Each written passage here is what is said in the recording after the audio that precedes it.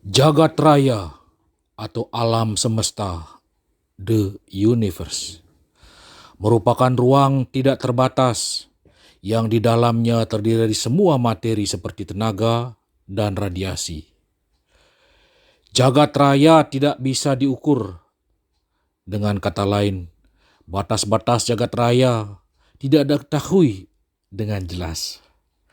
Galaksi, bintang, matahari, nebula, planet, meteor, asteroid, komet, dan bulan hanyalah sebagian kecil dari materi di jagat raya yang dikenal manusia di bumi. Bumi dikenal dengan suatu planet bulatan kecil dengan matahari sebagai pusatnya. Matahari merupakan salah satu bintang dari sekitar 200 miliar bintang yang ada di galaksi Bima Sakti. Dalam beberapa penelitian, Bima Sakti bukanlah satu-satunya galaksi yang ada di jagat raya. Galaksi di alam semesta jumlahnya ratusan, jutaan, bahkan terdapat miliaran. Ada beberapa teori dalam pembentukan jagat raya dan permukaan bumi ini. Teori pertama yaitu teori ledakan besar, The Big Bang Theory, yang menyatakan bahwa asal mula jagat raya adalah adanya suatu massa yang sangat besar dengan jenis yang besar pula. Selain itu, massa tersebut juga mengalami ledakan yang sangat dahsyat karena adanya reaksi inti massa. Setelah terjadi ledakan besar, bagian-bagian massa tersebut akan berserakan dan terpental menjauhi pusat dari ledakan.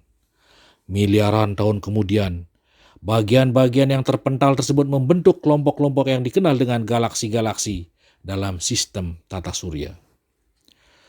Teori kedua, mengembang dan memampat. Teori ekspansi dan kontraksi, yang menurut teori ini jagat raya terbentuk karena adanya suatu siklus material yang diawali dengan masa ekspansi atau mengembang. Pada saat masa mengembang disebabkan karena adanya reaksi inti hidrogen. Pada tahap ini terbentuklah galaksi-galaksi. Tahap ini diperkirakan berlangsung selama 30 miliar tahun. Teori ketiga yaitu nebula. Tahun 2017, teori nebula pertama kali dikemukakan oleh seorang filsuf Jerman bernama Immanuel Kant. Kant menganggap bahwa tata surya berasal dari nebula, yaitu gas atau kabut tipis yang sangat luas dan bersuhu tinggi, yang berputar sangat lambat. Perputaran yang lambat itu menyebabkan terbentuknya konsentrasi materi yang mempunyai berat jenis tinggi. Berat jenis tinggi tersebut dinamakan inti massa. Inti massa yang terbesar terbentuk di tengah, sedangkan yang kecil terbentuk di sekitarnya. Karena terjadi proses pendinginan, inti-inti massa yang lebih kecil berubah menjadi planet-planet, sedangkan yang paling besar masih tetap dalam keadaan pijar dan bersuhu tinggi yang disebut dengan matahari. Teori keempat, planetesimal. Gabungan bahan-bahan padat kecil itu kemudian membentuk planet-planet. Sementara itu, matahari dibentuk dari inti massa yang bersifat gas dan bersuhu sangat tinggi. Teori kelima, pasang surut. Planet-planet dan anggota lainnya terbentuk karena adanya bagian dari matahari yang tertarik dan terlepas dari pengaruh gravitasi bintang yang melintas ke dekat matahari. Bagian yang terlepas itu berbentuk seperti cerutu panjang,